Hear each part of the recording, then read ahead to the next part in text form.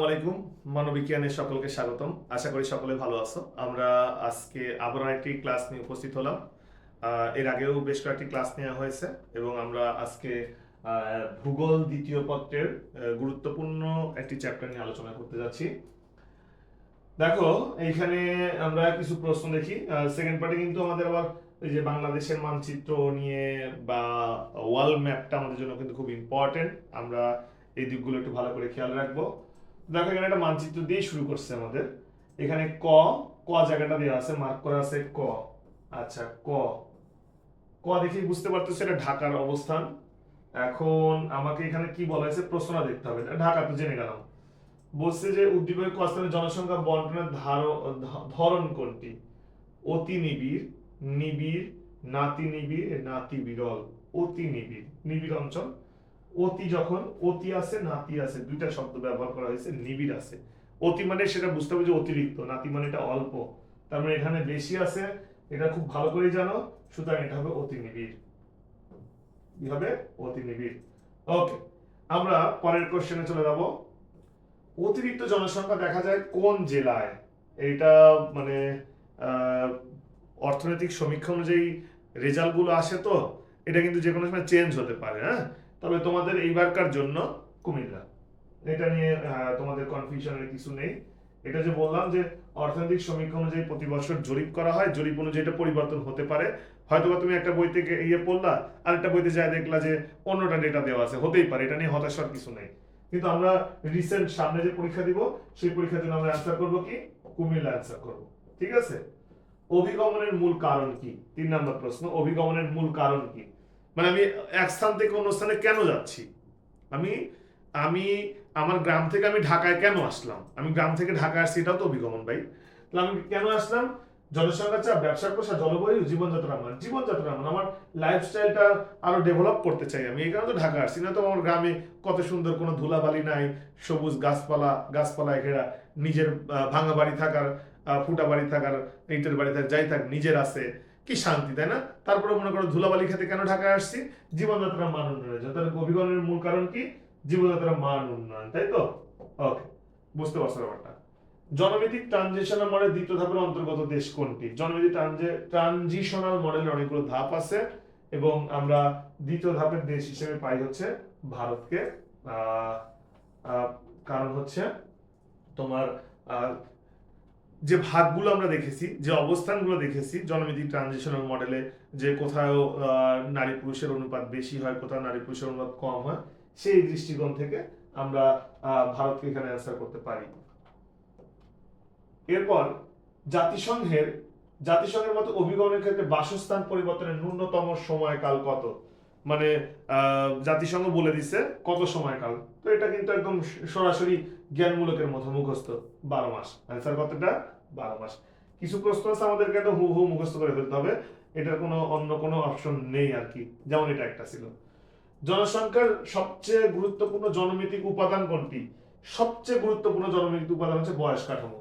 নৃগোষ্ঠী, ভাষাগত, পেশাগত এগুলো কোনোটাই না। এটা হবে হচ্ছে তোমার বয়স কাঠামো। বয়স কাঠামোটা হচ্ছে সবচেয়ে গুরুত্বপূর্ণ জনমিতিক উপাদান। কি? জনসংখ্যার অবস্থানগত বিস্তৃতি, অর্থাৎ মোট জনসংখ্যা ঘনত্ব না, নারী পুরুষের অনুপাত ঘনত্ব না, জনবসতি নিবিড়তা ঘনত্ব না। কোনটা? জনসংখ্যার অবস্থানগত বিস্তৃতি, যে কতটুকু অবস্থানগত জায়গায় সে বিস্তার লাভ করছে, সেটাকে আমরা জনসংখ্যার ঘনত্ব বলতেছি। যে তার বিস্তার কতটুকু, মানে একটা নির্দিষ্ট জায়গার মধ্যে কতগুলো মানুষ সেখানে বসবাস করতেছে, সেটাকে বোঝানো হয়েছে এখানে। আচ্ছা, এবার আসেন অভিগমনের আকর্ষণমূলক কারণ কোনটি? আপনি অভিগমন কেন করবেন? আপনাকে আকর্ষণ, মানুষ কিন্তু ঠেলায় পড়েও যায়, ঠেলায় পড়ে অভিগমন হয় না। যেমন দেখেন আমাদের দেশের অনেক প্রভাবশালী ব্যক্তি, রাজনীতিবিদ এখন অভিগমনের মধ্যে আছে, কিন্তু তোরা কি ইচ্ছা করে অভিগমন গেছে? ইচ্ছা করে অভিগমনে আছে? ইচ্ছা করে অভিগমন, এটাকে ঠেলায় পড়া বলে। তো আকর্ষণ কোনটা? আকর্ষণ হচ্ছে জনসংখ্যা বৃদ্ধি, অর্থনৈতিক মন্দা, প্রাকৃতিক দুর্যোগ, সামাজিক নিরাপত্তা। সামাজিক নিরাপত্তা হবে হচ্ছে আপনার আকর্ষণ। আপনি দেখতেছেন যে এখানে আমার সামাজিক নিরাপত্তা অনেক বেশি, আমি এখানে খুব ভালো মতো আমার লাইফ লিড করতে পারবো, তখন আপনার অভিগমনটা হয়ে যাচ্ছে। আচ্ছা, এবার আসেন পরবর্তী প্রশ্ন। কোন বছরে জন্মগ্রহণকারী শিশুর মোট সংখ্যা ওই বছরের মধ্যকালীন মোট জনসংখ্যা গুণন 1000 সেটাকে আমরা বলি, এটা সূত্র, 2-3টা সূত্র আপনাকে মুখস্থ করতে হবে। সেটা হচ্ছে কি, স্থূল জন্মহার। সেটাকে আমরা কি বলবো, স্থূল জন্মহার বলবো। 10 নম্বর প্রশ্নে যাব আমরা এবার।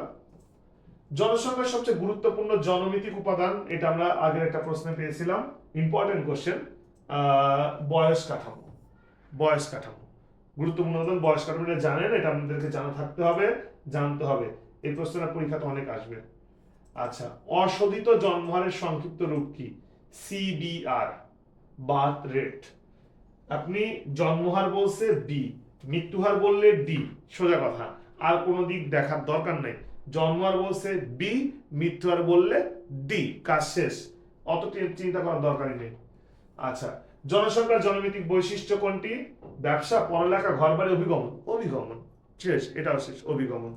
আচ্ছা, জাতিসংঘের মতে অভিগমনের ক্ষেত্রে বাসস্থান পরিবর্তনের ন্যূনতম সময়কাল, এটা কিন্তু আমরা একটা প্রশ্নে পেয়েছিলাম, ইম্পর্টেন্ট কোশ্চেন, 12 মাস। 12 মাস সময়কাল। ওকে, এবার আসি পরের জায়গায় আসি। অভিগমনের আকর্ষণমূলক কি? সামাজিক নিরাপত্তা, এটা আমরা পেয়েছিলাম, ইম্পর্টেন্ট, খুবই গুরুত্বপূর্ণ এটা, সামাজিক নিরাপত্তা।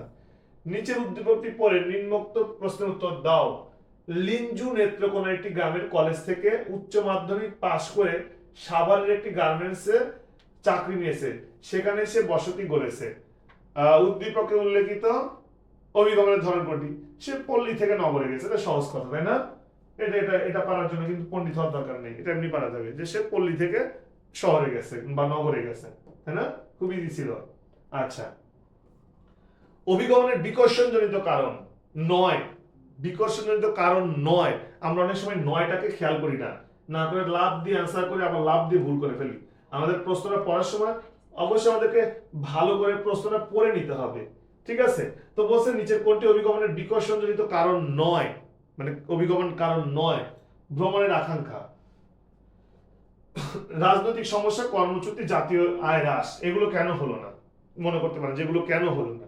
ভ্রমণের আকাঙ্ক্ষাটা হচ্ছে এই কারণে যে 9 বলছে, যদি বলতো বিকর্ষণজনিত কারণ তাহলে কিন্তু ভ্রমণের আকাঙ্ক্ষা হতো না, 9 বলছে তাই এটা হচ্ছে।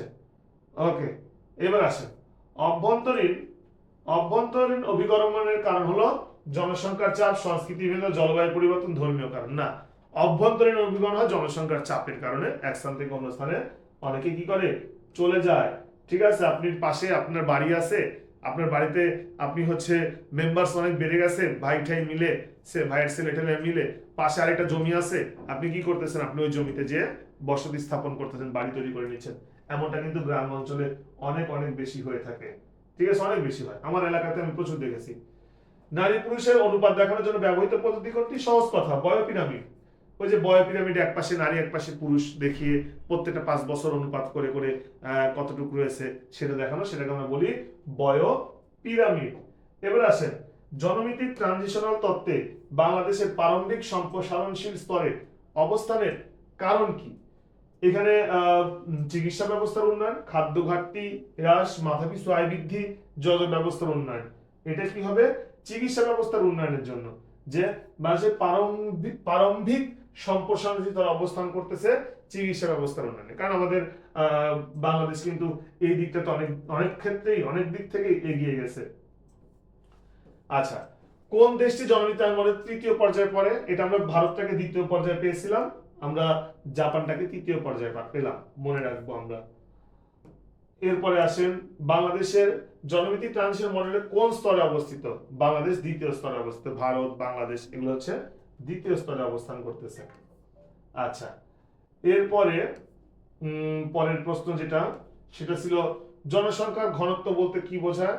এই যেটা আমরা এরকম প্রশ্নের আগেও সমাধান করেছি, যে জনসংখ্যার অবস্থানগত বিস্তৃতি, মানে একটা নির্দিষ্ট অবস্থানের মধ্যে জনসংখ্যা কতটুকু বিস্তার লাভ করছে সেটা আমরা দেখতেছি, ঠিক আছে? এটা হচ্ছে আমাদের জনসংখ্যার ঘনত্ব ক্ষেত্রে এটা আমরা বুঝি। আচ্ছা, বাংলাদেশ কোন জেলায় অতি বিরল বসতি দেখা যায়? অতি বিরল, বিরল তো জানি আমরা, এখানে বলছে অতি। আমি প্রথম একটা প্রশ্ন সমাধান করার সময় অতি আর নাতি নিয়ে কথা বলে নিছি, তাহলে এখানে বিরলের কথা বলছে, তার মানে অতি বিরল, তাহলে এখানে কি অতি মানে অতিরিক্ত হবে কুষ্টিয়াতে। এটাও কিন্তু অর্থনৈতিক সমীক্ষা অনুযায়ী চেঞ্জ হতে পারে, তবে আপনাদের এইবারকার জন্য আপনারা নিঃসন্দেহে অ্যান্সার করবেন এটা। আচ্ছা, জনসংখ্যা বৃদ্ধির জন্য নিচের কোনটির উপর বিরূপ প্রভাব পড়ে না? জনসংখ্যা বৃদ্ধি পাইছে কিন্তু কোনটির উপর বিরূপ প্রভাব পড়বে না? জনশক্তি রপ্তানি, আবাসযোগ্য জমি, জনস্বাস্থ্য, বাসস্থান। আপনি জনসংখ্যা বৃদ্ধি পেলে প্রভাব পড়বে না জনশক্তি রপ্তানি। আপনি জনশক্তি রপ্তানি করেন, ঠিক আছে, রপ্তানি করা মানে কি আপনার দেশের জনসংখ্যাকে আপনি অন্য দেশে পাঠিয়ে দিচ্ছেন, দেন আরো তো ভালো। জনসংখ্যা বৃদ্ধি পেলে রপ্তানি করা তাহলে সহজ হবে। শুধুমাত্র তাদেরকে কোনো রকম ভাবে কর্মমুখী করে তুলতে পারলে বিশ্বের বাজারে কিন্তু ভালো দাম পাওয়া যাবে, ঠিক আছে। এবং এটা কিন্তু আমাদের আয়ের কিন্তু একটা গুরুত্বপূর্ণ সোর্স হিসেবে বিবেচিত। আমাদের রেমিটেন্সটা কিন্তু আমাদের অর্থনীতিতে একটা বড়সড় ভূমিকা পালন করে থাকে। আমরা ওই বিভিন্ন পণ্য উৎপাদন করে শিল্প বাণিজ্য এগুলোর চেয়ে রেমিটেন্স থেকে আমরা বেশি সুবিধা পাই। রেমিটেন্স বন্ধ হয়ে গেলে আমাদের দেশ মনে করেন অচল হয়ে যাওয়ার মতো অবস্থা হয়ে যাবে। কিন্তু কোন ধরনের পরিবর্তনের জন্য মানুষ অভিগমনে আগ্রহী হয়? কোন ধরনের পরিবর্তন? এটা ডেফিনেটলি অর্থনৈতিক, টাকার জন্যই, অর্থের জন্যই মানুষ অভিগমনের সাথে বেশি কানেক্টেড হয়। এরপরে আসেন 26 নাম্বার, অল্প শিক্ষিত লোক আন্তর্জাতিক অভিগমন করে ক্ষতিগ্রস্ত হয় কেন? সঠিকভাবে কাজ করতে না পারায়, সঠিক পদ্ধতি অভিগমন না করায়, ভাষা না জানার কারণে, তথ্য যাচাই না করার কারণে। সঠিকভাবে কাজ করতে না পারার কারণে যে আন্তর্জাতিক অভিগমন করে ক্ষতিগ্রস্ত হয়। যে সঠিকভাবে কাজ করতে পারে না, সে অভিগমন করে অন্য দেশে চলে গেল, সে আবার তাকে ওই দেশ থেকে ফিরা দিবে, সে তো ভালো কিছু করতে পারলো না, এটা তো স্বাভাবিক ব্যাপার, তাই না? ব্যাপারটা এটাই। জনসংখ্যা বৃদ্ধির সাথে হ্রাস পায় না দ্রব্যের চাহিদা। জনসংখ্যা বৃদ্ধি পেলে চাহিদা তো হ্রাস পাবে না, চাহিদা কি হবে? চাহিদা তো বাড়তে থাকবে। জনসংখ্যা বাড়তেছে, চাহিদাও কি হবে? চাহিদাও বাড়বে। মানুষ সহজেই জীবন ধারণের জন্য যেসব অঞ্চল হতে পথিকৃত অভিগমন করে সেগুলোকে কি বলে? বৃহৎ নগর, ক্ষুদ্র দ্বীপ, পাহাড়ি অঞ্চল। মানুষ অভিগমন করবে বৃহৎ নগর থেকে? সম্ভব? মোটেও সম্ভব না। কোথা থেকে করবে?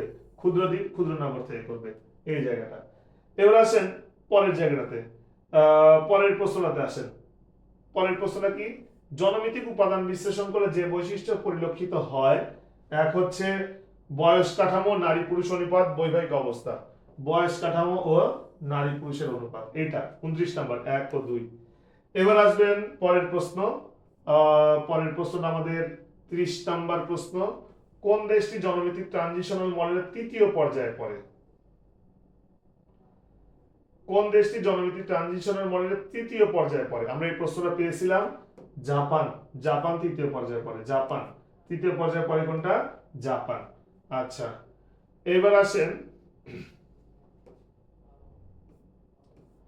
আমরা 32 নাম্বার প্রশ্ন আলোচনা করব। 32 নাম্বার, বাংলাদেশের সর্বাধিক চায়ের বাগান রয়েছে কোন জেলায়? বাংলাদেশের সর্বাধিক চায়ের বাগান রয়েছে মৌলভীবাজার জেলা, সিলেটের মৌলভীবাজার। মৌলভীবাজারে প্রচুর চা বাগান রয়েছে, মৌলভীবাজারে প্রচুর চা পাওয়া যায়। এরপরে আসেন 33 নাম্বার, মডেল অনুযায়ী অর্থনৈতিক উন্নয়ন শুরু হয় কোন স্তরে? মানে শুরুটা হচ্ছে, অর্থনৈতিক উন্নয়ন শুরুটা হচ্ছে কোন স্তরে? দ্বিতীয় স্তর থেকে শুরু হয়ে যায়। অর্থনৈতিক উন্নয়ন শুরু হয়ে যায় দ্বিতীয় স্তর থেকে। ওকে, এবার আসেন যে সিমেন্ট শিল্পে ব্যবহৃত খনিজ কোনটি? চীনামাটি, কঠিন শিলা, চুনাপাথর, সিলিকা বালি। চুনা পাথর। সিমেন্ট শিল্প হচ্ছে চুনা পাথর। এবার আসেন বাংলাদেশের নিবিড় জনবসতি দেখা যায় কোথায়? এই প্রশ্ন আমরা পেয়েছিলাম কুমিল্লায়। কুমিল্লায় আমাদের নিবিড় জনবসতি কিন্তু পাওয়া যায়, এটা আমাদেরকে মনে রাখা দরকার। এই প্রশ্নগুলো পরীক্ষাতে আসে। এবার 36, আকরিক লোহা উৎপাদনে বিশ্বের দ্বিতীয় অবস্থানে রয়েছে। এই যে আমরা কিন্তু জিওগ্রাফিতে এই মানে সেকেন্ড পার্টে এটা স্টুডেন্টদের একটা বড় কোশ্চেন, স্যার এগুলো মনে থাকে না স্যার, তো এগুলো যেন একটা চার্ট করতে হবে, ঠিক আছে। যে এই যে লোহা উৎপাদন, তারপরে হচ্ছে আকরিক খনিজ, বিভিন্ন ধরনের উপকরণগুলো আছে, এগুলো উৎপাদন কোথায়, ফার্স্ট সেকেন্ড থার্ড, অন্তপক্ষে 3টা মনে রাখতে হবে। এটার কথা বললে আমরা এখানে পাবো কোনটা? ব্রাজিল। ব্রাজিলে পাবো। ওকে, নেক্সট আসি। Basket bun of the world নামে পরিচিত রুটির ঝুড়ি। রুটির ঝুড়ি বলা হয় পেইরি অঞ্চল। এটা খুব আছে, এটা জেনারেল নলেজের একটা কোশ্চেন, এটা জেনারেল নলেজেও আসে। সাধারণ জ্ঞানে আপনি দেখবেন ইউনিভার্সিটি অ্যাডমিশন যদি 5-7টা ইউনিভার্সিটিতে পরীক্ষা দিয়ে দেন, যে কোনো একটা ইউনিভার্সিটি জেনারেল নলেজ আপনি পেয়ে যাবেন এটা। আচ্ছা, এরপরে অ্যালকাতরা তৈরির জন্য, অ্যালকাতরা মানে আলকাতরা, যেটা আমরা গ্রামীণ ভাষায় বলি আলকাতরা, যে টিনে টিনে দেয়, দেয়ালে মানে বিভিন্ন কাঠে দেয়, আলকাতরা দিয়ে দিলে আর কোনো রং ঠং লাগে না, ওটাই স্থায়ী। অ্যালকাতরা তৈরির জন্য দরকার হয় কয়লা। কয়লা দিয়ে অ্যালকাতরা তৈরি হয়, একদম কালো কুসকুসা কালো, ঠিক আছে। খুব উপকারী আর কি, মানে ঘুণ ঠুন বা বিভিন্ন ধরনের কাঠকে বা টিনের মরিচা ধরা এগুলো থেকে প্রতিরোধের জন্য খুবই উপকারী অ্যালকাতরা বা আলকাতরা। কঠিন শিলা পাওয়া যায়, এক কথায় দিনাজপুর, শিলা মিলা কঠিন শিলা টিলা আসলে দিনাজপুরের কথায় আসবে, দিনাজপুর ছাড়া কোনো অ্যান্সার নাই এখানে, এক বাক্যে হয়ে দিয়ে দিবেন দিনাজপুর। ঠিক আছে, এবার আসেন পৃথিবীর দ্বিতীয় বৃহত্তম কৃষি খাত হলো, কৃষি খাতের কিন্তু অনেকগুলো ভাগ আছে। ঠিক আছে, তার মধ্যে দ্বিতীয় বৃহত্তম হচ্ছে কি? দ্বিতীয় বৃহত্তম হচ্ছে মৎস্য, মৎস্য খাত আমাদের দ্বিতীয় বৃহত্তম কৃষি খাত। এবার আসেন পরের কোশ্চেন, অভ্যন্তরীণ অভিগমনের প্রভাবের ক্ষেত্রে যেটি অধিক যৌক্তিক, জেলা পর্যায়ে জনসংখ্যা বৃদ্ধি পায়, গ্রাম পর্যায়ে জনসংখ্যা বৃদ্ধি পায়, দেশের মোট জনসংখ্যা হ্রাস বৃদ্ধি ঘটে। তাহলে এটার অ্যান্সার হবে কি? দেখেন এখানে গ্রাম পর্যায়ে জনসংখ্যা বৃদ্ধি পায়, অভ্যন্তরীণ অভিগমন না, গ্রাম পর্যায়ে জনসংখ্যা বৃদ্ধি পাবে না, আমার এই অপশনটা বাদ যাবে, আমি এই অপশনটা বাদ দিব। তাহলে আমরা এখানে কি জেলা পর্যায়ে জনসংখ্যা বৃদ্ধি পায়, জনসংখ্যা হ্রাস বৃদ্ধির ফলাফল শূন্য হয়, কারণ হ্রাস বৃদ্ধি জনসংখ্যা কমা বাড়া অভিগমন, অভ্যন্তরীণ অভিগমনে কি জনসংখ্যা আপনার কমতেছে বাড়তেছে? কোনোটাই হচ্ছে না, মানে অভিগমনটা তো অভ্যন্তরীণ অভিগমন, সব তো দেশের ভেতরেই থাকতেছে, দেশের বাইরে তো যাচ্ছে না। তাহলে কি 1 ও 3। আচ্ছা, এবার আসেন পরেরটাতে, পল্লী নগরে অভিগমনের কারণ হলো জনসংখ্যার চাপ বৃদ্ধি, আয়ের স্বল্পতা, ব্যবসার ধস। আয়ের স্বল্পতা, ব্যবসার ধস, জনসংখ্যার চাপের কারণে পল্লী গ্রামে হয় না, আয়ের স্বল্পতা, ব্যবসার ধস, এই দুইটা হলে তখন কি করে মানুষ অভিগমন করে। আচ্ছা, এরপরে উদ্দীপকে 12-13 সম্প্রতি নদী ভাঙনের সভারে রুবিনা তার পরিবার নিয়ে ঢাকায় গার্মেন্টসে কাজে যোগ দেয়, তার মতো অনেকেই গ্রাম ছেড়ে এখন বিভিন্ন শহরে পাড়ি জমাচ্ছে। প্রশ্ন করছে অনুচ্ছেদে কি ধরনের অভিগমনের কথা বলা হয়েছে? গ্রাম ছেড়ে শহরে যাচ্ছে ভাই, দেশের বাইরে যাচ্ছে না, অভ্যন্তরীণ অভিগমন।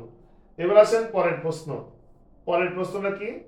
44 নাম্বার, উক্ত অভিগমনের কারণ হলো অধিকারের অর্থনৈতিক উন্নতি, জনসংখ্যার চাপ, জলোচ্ছ্বাস। আচ্ছা, জনসংখ্যার চাপ না, অধিকার অর্থনৈতিক উন্নতির জন্য আর জলোচ্ছ্বাসের কারণে, তত ক্ষতি হয়ে গেছে 1 ও 3, জনসংখ্যার চাপে তো সে যায় নাই। আচ্ছা, এবার আমরা আলোচনা করব লাস্ট কোশ্চেন, পৃথিবীর ক্ষুদ্রতম মহাদেশ, এক বাক্যে ওশেনিয়া মহাদেশ। তা দেখেন আমরা বেশ কয়েকটি প্রশ্ন আলোচনা করে ফেললাম, যেখানে আমাদের প্রস্তুতিকে আরো শক্তিশালী করবে, আরো গ্রহণ মানে সুন্দর একটা প্রস্তুতি সম্পন্ন করতে আমাদের ক্ষেত্রে সহায়ক ভূমিকা পালন করবে। সুতরাং এটা আমাদের জন্য অবশ্যই সহযোগী একটা উপকরণ হিসেবে থাকবে। তো আমরা এইভাবে আপনাদের জন্য আরো গুরুত্বপূর্ণ ক্লাস নিয়ে উপস্থিত হব। সুতরাং আপনারা সবসময় আমাদের সাথে থাকবেন, আমাদের পাশে থাকবেন, আমাদেরকে সহযোগিতা করবেন, যাতে করে আপনাদেরকে আমরা খুব ভালো মতো একটা সার্ভিস দিতে পারি। তো আজকে এখানে শেষ করছি, ভালো থাকবেন, আল্লাহ হাফেজ।